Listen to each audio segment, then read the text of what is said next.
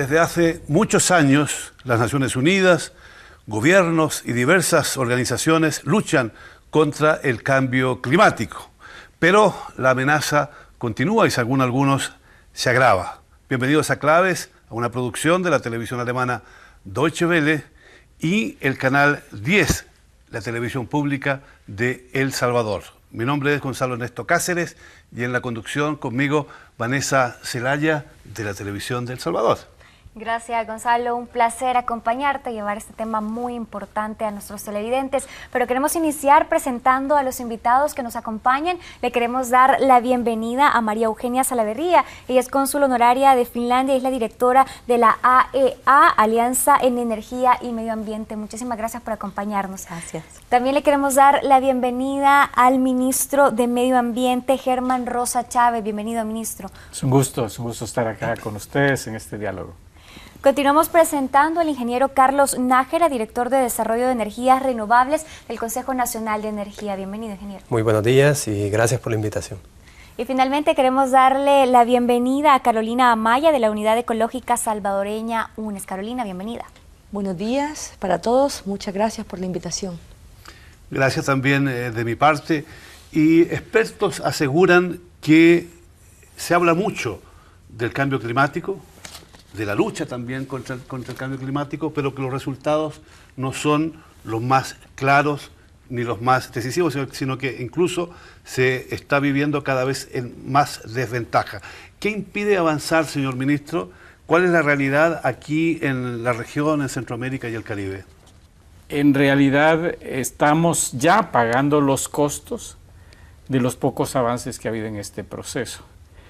Y el problema es que los costos van creciendo y los costos de las respuestas también van creciendo y eso genera como un círculo vicioso en el sentido de que países en desarrollo que están siendo fuertemente afectados naturalmente reclaman apoyos que no están viendo y sus presupuestos se están viendo comprometidos por los grandes impactos que tienen que cubrir. El Salvador en los últimos años, pérdidas y daños asociados al cambio climático fueron enormes, cientos de millones de dólares. Solo en el 2011 las pérdidas que tuvimos con la depresión tropical 12 fueron equivalentes a 4% del Producto Interno Bruto. No es posible pensar que un país puede desarrollarse si las grandes inversiones que tiene que hacer es para reponer lo perdido. Ministro, y toca a El Salvador precisamente, que es parte de una región que también se vuelve vulnerable. Hablamos de América Latina y el Caribe, que se sitúa como una de las regiones más vulnerables, que hemos visto que ha sido una de las regiones más golpeadas por los fenómenos climáticos. Pero a esto creo que es muy importante, María Eugenia, hablar un poco sobre de qué se está haciendo. ¿Se está trabajando, se está investigando para hablar de un término que en la actualidad es muy común y es la adaptación al cambio climático? ¿Se está haciendo algo en función de esto? Claro. Bueno, aquí en El Salvador principalmente se está trabajando mucho en el tema de adaptación. Nosotros en la Alianza en Energía y Ambiente estamos más orientados a la mitigación, pero como usted sabe, ahora tienen que ir de la mano, adaptación y mitigación, ya no se puede más enfocarse a uno o al otro, los dos son sumamente necesarios. Y pues nuestro tema, la mitigación, ha sido muy bien aceptado en los países del SICA. Nosotros trabajamos en los 8 países que integran el sistema de integración centroamericano y hemos pues más que todo trabajado en energía fotovoltaica, dando donativos para emprender proyectos de ese tipo, o energía, bioenergía, con más que todo tema de biodigestores, hidroeléctricas, que son muy comunes aquí. Entonces, eso es lo que estamos aquí haciendo en Centroamérica y que creo que está dando resultados y ya se escucha más el tema en las gobiernos. ¿Existe conciencia en la población de este grave problema que ya lleva muchos años, se ha hablado bastante de él? ¿Ha crecido la conciencia o todavía la gente pasa del tema?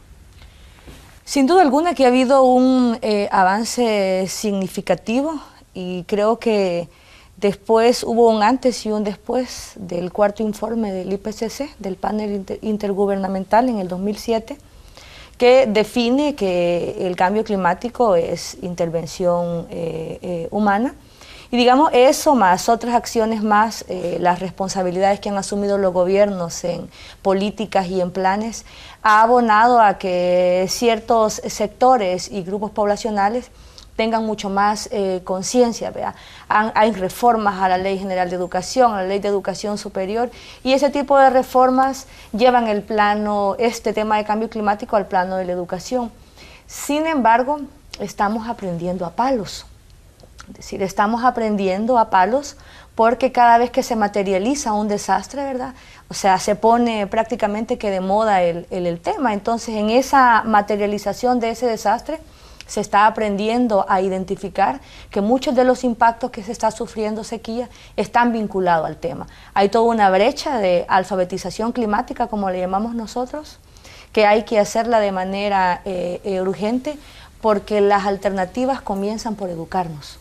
Había escuchado, Carolina, algo que me llamaba mucho la atención. Los analistas y los ambientalistas hablan de que la región de América Latina y el Caribe corre detrás del ahogado. No se habla de prevención, se habla de mitigación. Cuando ya tenemos los efectos es cuando hay realmente acciones. Y con eso, ingeniero Nájera, hablando de energía renovable y de acciones que se están realizando para poder mitigar un poco el problema, platíquenos en qué va esa política, cómo se enfoca esa política para un poco revertir, si es que se puede revertir estos efectos que se están teniendo. Sí, claramente nuestro país tiene una matriz energética bastante cargada con generación térmica a base de combustibles derivados del petróleo. Esto lógicamente nos lleva a crear una política, ¿verdad?, que ataque ese problema, ¿verdad? Tiene que ver con la diversificación de la matriz energética. Es decir, que nuestra matriz energética no dependa exclusivamente o en gran proporción, ¿verdad?, de los derivados del petróleo.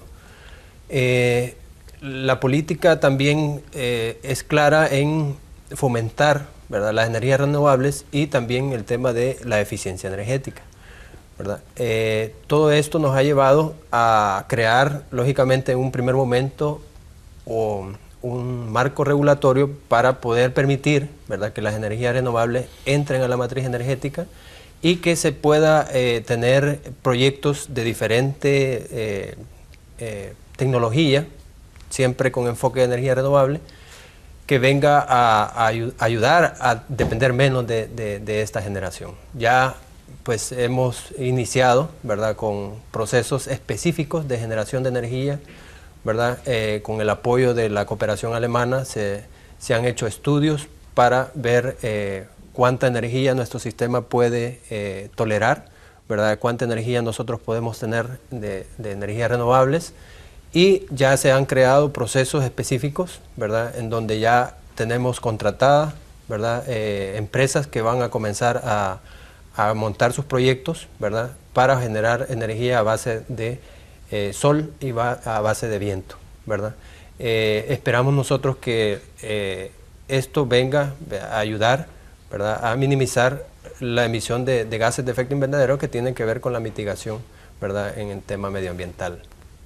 Los efectos del cambio climático son graves, pero, señor ministro, usted que conoce tan bien esta materia, ¿cómo repercute el cambio climático aquí en Centroamérica? ¿Cuáles son las características especiales, por un lado, que tiene esta repercusión? Y segundo, ¿hasta qué punto podemos temer que va a ser cada vez peor si no se hacen algunas cosas que están todavía pendientes? Y en ese sentido, quizás, para que nos entienda mejor la gente, quizás un resumen de cómo ha sido este impacto, por ejemplo, en los últimos 10 años.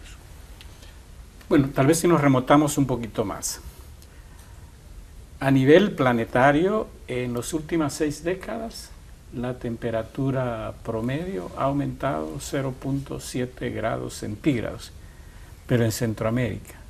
Y en El Salvador específicamente, el aumento ha sido de más de 1.3 grados, es decir, en los trópicos es donde estos fenómenos se aprecian de una manera más fuerte. Y el proceso se está acelerando. Así es que en unas 3, 4 décadas podríamos tener aumentos incluso mayores. esto tiene implicaciones tremendas para recursos hídricos, mayor evaporación, menor disponibilidad de agua, rendimiento de los cultivos. Hay cultivos como el café, que es tan importante para El Salvador, que podría volverse no viable a menos que haya cambios muy importantes en variedades, en el manejo del cultivo. Pero además, el otro fenómeno que sí ya lo estamos experimentando muy fuertemente son los eventos climáticos extremos. En el caso específico de El Salvador, tradicionalmente nos afectaban los fenómenos que se generaban en el Caribe. Los que se generaban en el Pacífico oriental afectaban a México, pero no a Centroamérica. Pero en los últimos años los eventos que más nos han golpeado se han generado en el Pacífico. En el Ministerio tenemos unos parámetros muy precisos para definir cuándo tenemos un evento extremo de lluvia. Decimos que si llueve en el país como promedio más de 100 milímetros en 24 horas y más de 350 milímetros en 72 horas, es un evento extremo de lluvia. Eventos de esas características tuvimos uno en la década de los 60, uno en la década de los 70, dos en la década de los 80, 4 en la década de los 90, 8 en la primera década de este siglo, y la segunda década la inauguramos con el evento más desastroso que hemos tenido, con la depresión tropical 12E. Entonces, esto para nosotros ya es una realidad, y por eso es que más allá del tema de la mitigación del cambio climático, para nosotros es clave, y está planteado en nuestra Estrategia Nacional de Cambio Climático, la adaptación como gran prioridad, pero también la atención inmediata a las pérdidas y daños que sabemos que van a seguir creciendo. Y aquí, ministro, ha tocado un punto muy importante y ya nos aborda como región, porque hablamos de algo que no tiene relación. Los países más afectados son los menos contaminantes, y los países más contaminantes son los que en algún momento se ven menos golpeados por ese tipo de fenómenos climáticos. Centroamérica se ha visto azotada por ese tipo de fenómenos. Y quiero preguntarle, María Eugenia, en esta parte hablar de Centroamérica. ¿Cuál es la posición que Centroamérica tiene? ¿Qué están haciendo las organizaciones internacionales? ¿Cuál es la posición de los gobiernos de Centroamérica? Se escuchaba que iban a asumir compromisos contundentes, pero también iban a reclamar un fondo para que lo que el ministro planteaba, todas esas acciones puedan ser financiadas por todos los países que también tengan alguna responsabilidad. Claro, los países centroamericanos pues se han estado organizando para llevar posiciones conjuntas a las COPs de cambio climático. La COP de Varsovia llevó una posición conjunta a Centroamérica. Ahora para la COP 20, que va a ser en Perú, pues también están trabajando en ello, y se espera pues en la COP 15, si es posible, que salga el siguiente CDM, vinculante, un tratado vinculante para hacer frente al cambio climático. Y pues, como decía el ministro, los costos que tiene el cambio climático no son necesariamente solo económicos. También hay costos muy grandes para las familias que se les inunda su casa, que pierden a su hijo, que pierden a su hermano. Entonces, todas esas cosas no quedan reflejadas cuando se hace el balance de qué fue lo que pasó en uno de estas grandes huracanes o tormentas que hemos tenido.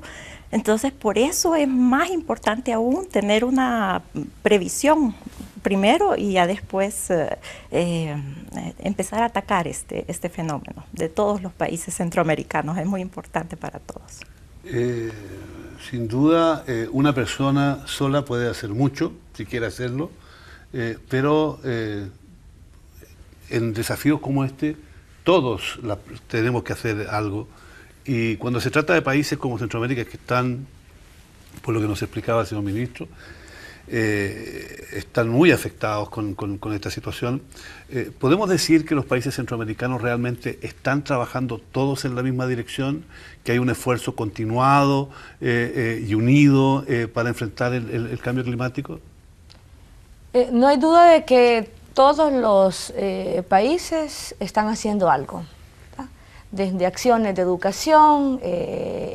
Honduras acaba de tener su ley marco de cambio climático, Guatemala, es decir, sin duda que hay avances en términos de creación y el fortalecimiento de la institucionalidad, y de eso estamos muy claros.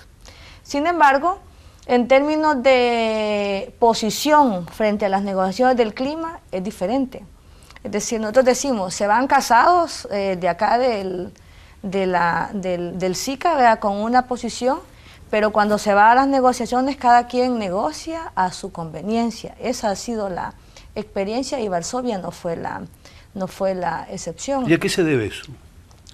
Cada quien negocia lo que le conviene. Por ejemplo, usted, el gobierno de El Salvador, que está liderado por el Ministerio de Medio Ambiente, ha asumido una posición muy progresista en comparación con los gobiernos anteriores. Por ejemplo, ha hecho alianza, los gobiernos anteriores se iban a validar posiciones, por ejemplo, de los Estados Unidos, para poner un ejemplo, cuando sabemos lo retrógrada que son en materia climática y en materia de compromisos vinculantes en el marco de las negociaciones. Sin embargo, en estos años ha tenido posición, por ejemplo, aliándose con Bolivia, quien sabemos que Bolivia es de los vanguardistas y de los progresistas en estos temas. Se debe a que cada uno de los países negocia intereses propios, muchas veces de manera bilateral ya con gobiernos, y no necesariamente negocian y defienden la posición unificada que se lleva de acá. Esa ha sido la experiencia, es decir, llevan una posición, se reúnen, se casan, pero allá en las negociaciones se divorcian, ¿verdad? Y cada quien defiende su posición de acuerdo a sus intereses. Ahora, desde el punto de vista práctico, países como los centroamericanos que muestran esta división a nivel internacional, por lo que decíamos recién, que unos se casan con Estados Unidos y otros se casan con otros, se están haciendo un daño ellos mismos, porque a la larga se supone que no solo hay que enfrentar las emergencias que hay en la región, no solo implementar programas como de energías renovables o de otro tipo, que tienen un costo enorme, sino también de conseguir políticas internacionales, porque los problemas que tienen en este momento Centroamérica son derivados de una situación global. Entonces, ¿cómo entender que Centroamérica no se una, sabiendo que los problemas les tocan gravemente y a todos por igual, para actuar a nivel local y también en el campo internacional, señor ministro? Bueno, en realidad, digamos, yo creo que, ya como lo decía Carolina, los países del SICA se alinean en las negociaciones con distintos bloques. Pero, por otra parte, yo creo que sí ha habido un avance en el sentido de que reconocer nuestra vulnerabilidad frente a este problema, en un contexto donde nuestras emisiones no son significativas. Entonces, esa es la gran paradoja. Estamos entre los países que más sufren los impactos y contribuimos muy poco al problema. Por eso, de cara a Varsovia, sí se tomó un acuerdo que sí se respetó en las negociaciones, en el sentido de que para los países del SICA el establecimiento de un mecanismo internacional para hacer frente a las pérdidas y daños por el cambio climático en Varsovia era un resultado importante, y eso se logró. Y los países del SICA estuvieron unificados alrededor de ese tema. Entonces yo creo que en este momento el que los países del SICA estén en distintos bloques es una debilidad, pero podría ser una fortaleza en el sentido de que permitir diálogos con otros países, porque en las negociaciones de cambio climático no se vota, las decisiones se toman por consenso. Y eso significa de que tiene que haber una voluntad colectiva de avanzar en este tema. Y ahí está la gran dificultad, de que esa voluntad se va moviendo demasiado lentamente mientras el problema se está agravando aceleradamente. ¿Optimista o más bien pesimista con respecto a la posibilidad de que se produzca un consenso en algún momento? ¿O el mundo, y sobre todo determinados países, grandes países con mucha industria, van a seguir por el mismo camino? Se establecen consensos parciales y se va avanzando, pero no el gran consenso global que se requiere para enfrentar en serio este problema.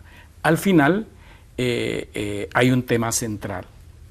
Enfrentar el problema de cambio climático y sus consecuencias requiere recursos, requiere financiamiento, requiere tecnología.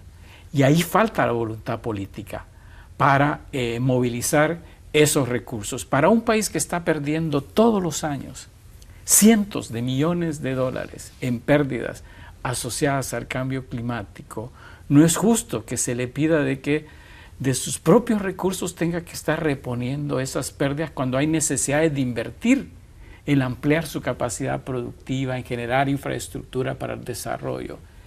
Pero cuando uno mira los flujos de financiamiento climático, en realidad son ridículos en este momento.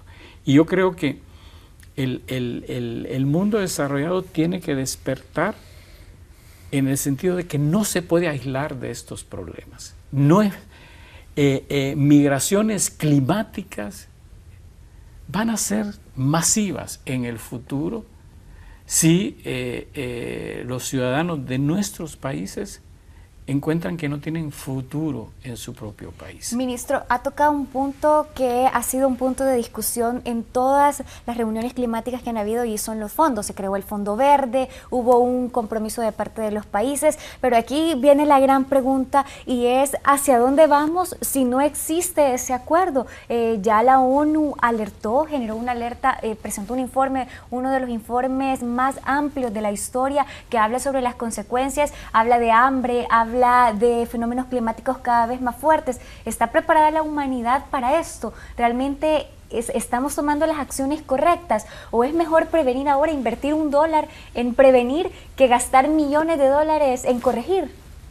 Pues eso sería lo ideal, si tomáramos todos la conciencia que es mejor prevenir y hacer la inversión hoy que después, cuando ya pasó el desastre y es algo terrible y se ha perdido mucho en nuestros países. Pero tal vez ahora que el IPCC está dando esta señal de alerta, porque yo siento que los informes que está sacando son muy, muy serios y muy contundentes para obligarnos a todos a despertar y a decir, no, ¿qué estamos haciendo? Tenemos que luchar por mejorar nuestro clima y ya no seguirlo afectando. Entonces, los gobiernos están tratando, porque ya ve, el gobierno de Finlandia tiene 25 millones de dólares que ha dado en estos 11 años que hemos trabajado son donativos para ir impulsando proyectos de mitigación de las energías renovables. Nos ha ayudado también la cooperación austriaca, la Unión Europea. Entonces, sí, los países desarrollados están intentando ayudarnos aquí en nuestros países, pero pues son poquito para lo que se necesita, de tanta necesidad que hay. Así es que hay que seguir adelante, hay que seguir trabajando. Los recursos para ayudar a cambiar naturalmente son importantes, pero quizás la conciencia de la gente, Carolina, de que vivimos con un sistema que produce, y lo venimos arrastrando desde hace muchos años, hábitos que son contrarios al medio ambiente, y como que a mucha gente todavía le cuesta mucho entender que su comportamiento es decisivo para tener un futuro mejor, para nuestros hijos, para nuestros nietos. En ese sentido, ¿es todavía el debate sobre el cambio climático y las consecuencias una cuestión de académicos? ¿Es todavía una cuestión de determinados políticos preocupados del medio ambiente? Y no es todavía lo que tendría que ser una preocupación central de toda la humanidad, de los países en general, de la sociedad en su conjunto? Bueno, el informe a la que hace referencia la compañera representante de Finlandia, ¿verdad? Plantea que el cambio climático es la peor amenaza que enfrenta la humanidad en esos términos. Y muchos países han colocado el cambio climático como un problema de seguridad nacional, es decir, a esos términos. Sin embargo, y ahí hay mucho camino que recorrer, porque se sigue pensando que este tema es un tema de intelectuales, de científicos, ¿verdad?, de académicos, y ese tendría que ser uno de los desafíos. Es decir, hay que abstraer, ¿verdad?, este tema y este problema de la agenda justamente académica, de la agenda científica, ¿verdad?, porque es un tema que atraviesa la vida cotidiana de cada uno de los seres humanos del planeta y por supuesto de la región centroamericana. Entonces, uno de los principales desafíos está orientado a generar esa conciencia, porque sobre la base de esa conciencia se toman decisiones, ¿verdad? Y muchas de las decisiones que se toman requieren de la demanda social y de la presión social para que quienes toman las decisiones se sientan presionados de que hay que tomar esas decisiones que planteaba. Hay que tomar decisiones drásticas y decisiones urgentes, porque mientras el problema camina en jet, muy rápido, las alternativas y sobre todo las decisiones, o sea, caminan lento, caminan en carreta al buen salvadoreño. Entonces, desafío conciencia ciudadana, participación ciudadana como una segunda acción, y presión social también a los tomadores de decisiones, ¿verdad?, para que esas decisiones sean acordes a la realidad planetaria y acordes también a las necesidades de los y las más afectadas. Hay un modelo que funciona cada vez de una manera más dramática, creo yo, en América Latina. Por ejemplo, las extracciones mineras, con modelos que crean daños irreparables en la región en función de construir determinados modelos económicos que a su vez llevan riqueza a algunos sectores internacionales, grandes compañías multinacionales y algunos sectores reducidos de la población. Y parece ser que allí a mucha gente no le interesa cambiar este tipo de modelos, que quieren mantenerlos, y por lo tanto los esfuerzos que ustedes hagan se van a ver infinitamente reducidos, sobre todo cuando nos estamos enfrentando a situaciones dramáticas en términos de cambio climático en la región, y más todavía cuando son los pobres de la región los que más pagan las consecuencias, los que más sufren con esta realidad. Que siempre este tipo de proyectos trae un impacto también negativo.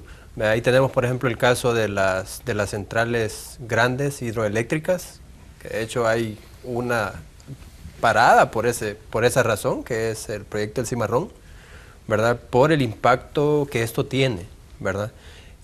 Hay una estrategia por un poco compensar estos impactos negativos, ¿verdad? Y todo este giro que se ha dado, ¿verdad?, es hacia minimizar estos impactos, ¿verdad? Por ejemplo, el desarrollo de las energías limpias, como son los proyectos solar fotovoltaico, ¿verdad? Ciertamente siempre existe un impacto ambiental, pero al final es de menores dimensiones, ¿verdad? Y así podemos hablar de otros proyectos de energía renovable, y si los comparamos con cualquier otro tipo de tecnología convencional, ¿verdad?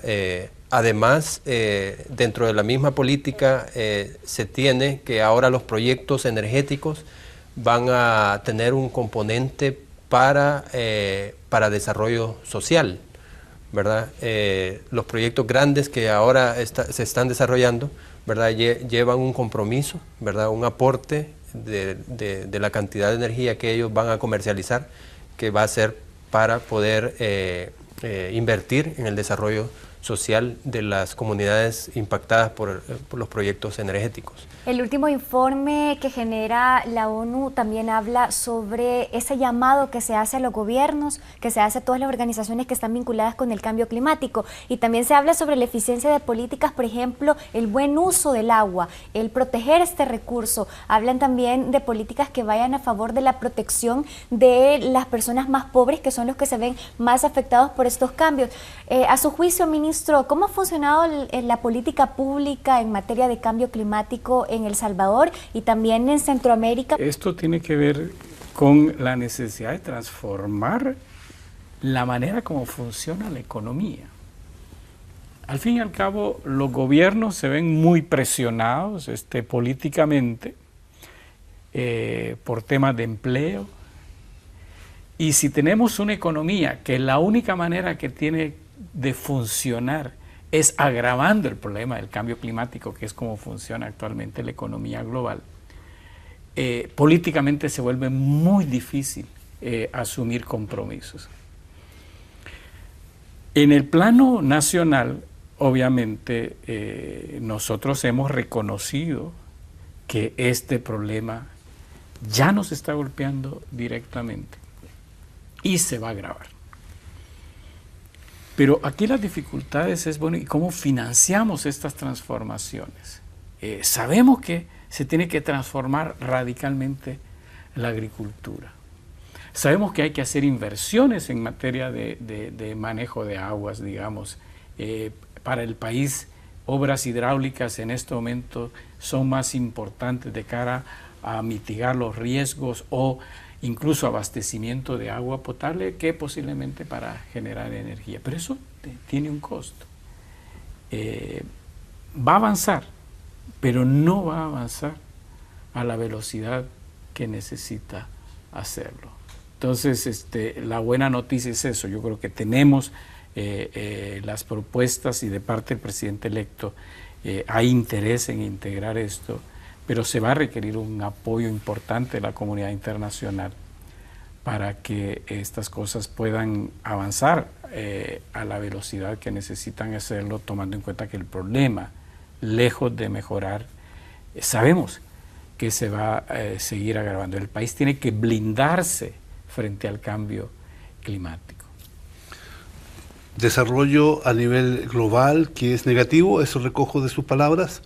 Desarrollo a nivel global que no apunta hacia tener una economía verde o una economía sustentable, sino más bien se mantienen viejos padrones y estructuras que no ayudan precisamente a que los países pobres o afectados drásticamente por el cambio climático, porque suben las aguas, porque se destruyen cosechas, porque se muere la gente como consecuencia de las catástrofes, y cada vez más.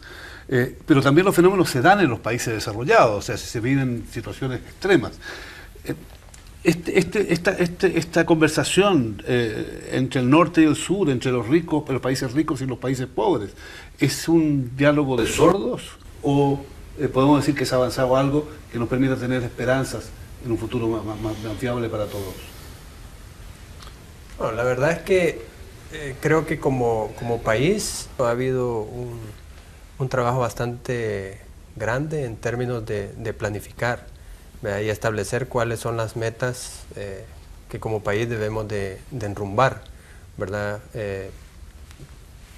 Yo creo que al final, como también ya se mencionó, el nuevo gobierno deberá retomar estas metas y pues crear todos los mecanismos necesarios para poderlas implementar, ¿verdad? Con el esfuerzo, por supuesto, de todos los sectores. Pero ¿verdad? si bien es cierto, existe cada vez más conciencia y existe la posibilidad de dialogar, de buscar fórmulas, veamos, por ejemplo, Alemania está empeñada en este momento de cambiar su matriz energética, por diversas razones. Están trabajando a fondo en eso.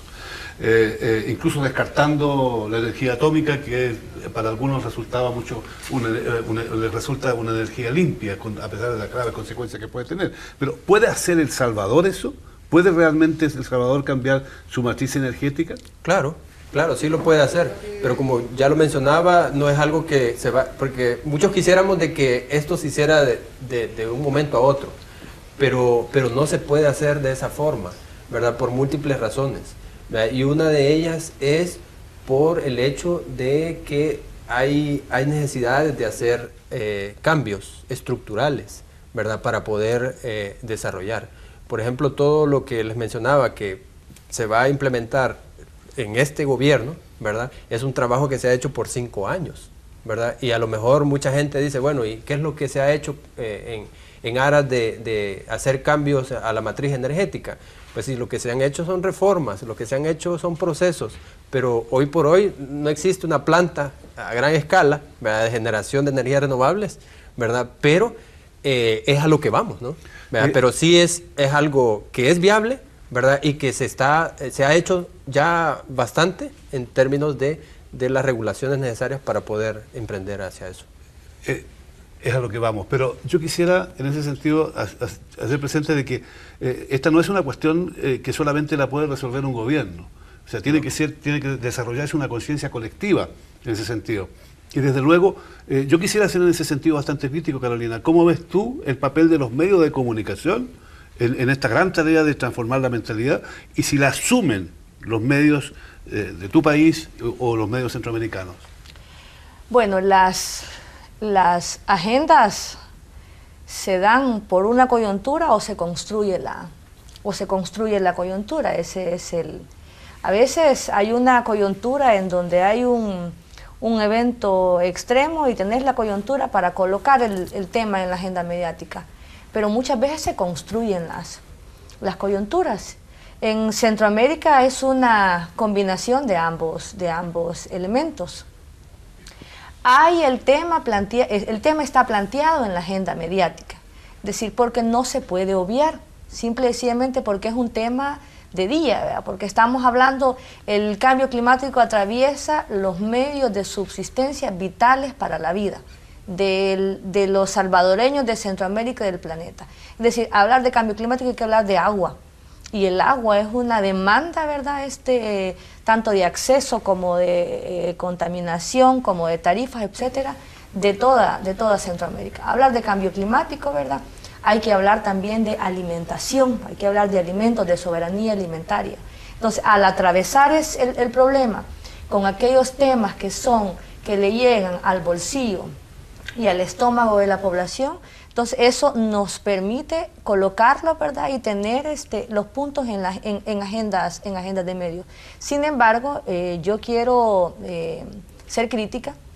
Es lastimoso de que muchas veces se tiene que materializar un desastre, ¿verdad? Se tiene que materializar para que se llame el interés de los medios de comunicación.